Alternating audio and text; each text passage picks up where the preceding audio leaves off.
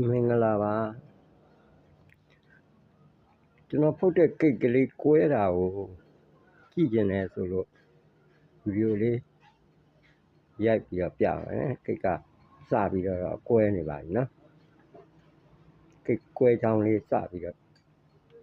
ကွဲနေပါပြီခဏနေဖိုးလက်ပြပါမယ်နော်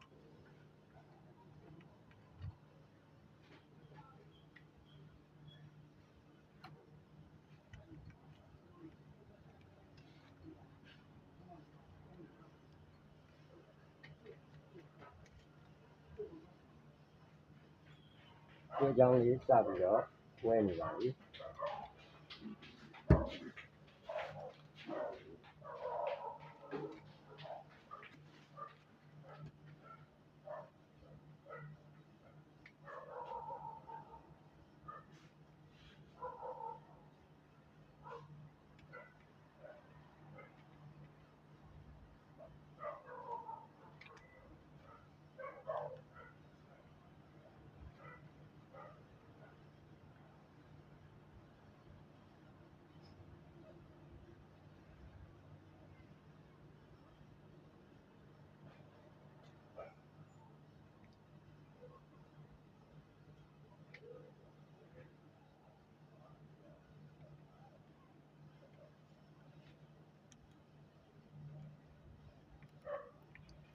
ကိတ်တစ်လုံးလှဖို့ဆိုတာ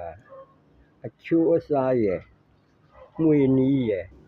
မီးပေးပုံပေးနီးရယ်နော်နောက်ပြီးကြတော့ကျွန်တော်တို့မုတ်ဖုတ်နေတဲ့အချိန်မှာရာသီဥတုရဲ့အနေအထားပူခြင်းအေးခြင်းအဲ့ဒါတွေနဲ့အများကြီးသက်ဆိုင်ပါတယ်နော်အဲ့ဒါတွေကိုချိန်ဆပြီးတော့ကျွန်တော်တို့မုတ်ဖုတ်ရတာပေါ့နော်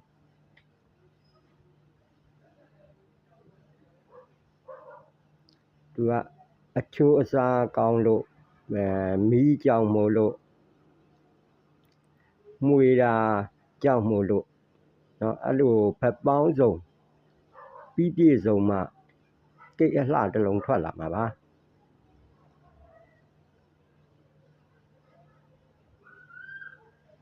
နော်အခုတစ်ခါကျွန်တော်တစ်ချက်ထပ်ဖွင့်ပြမယ်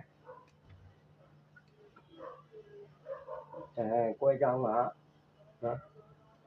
တစ်လက်မလောက်ကွဲနေပါပြီကွဲချောင်းကတစ်လက်မလောက်ကွဲနေပါပြီ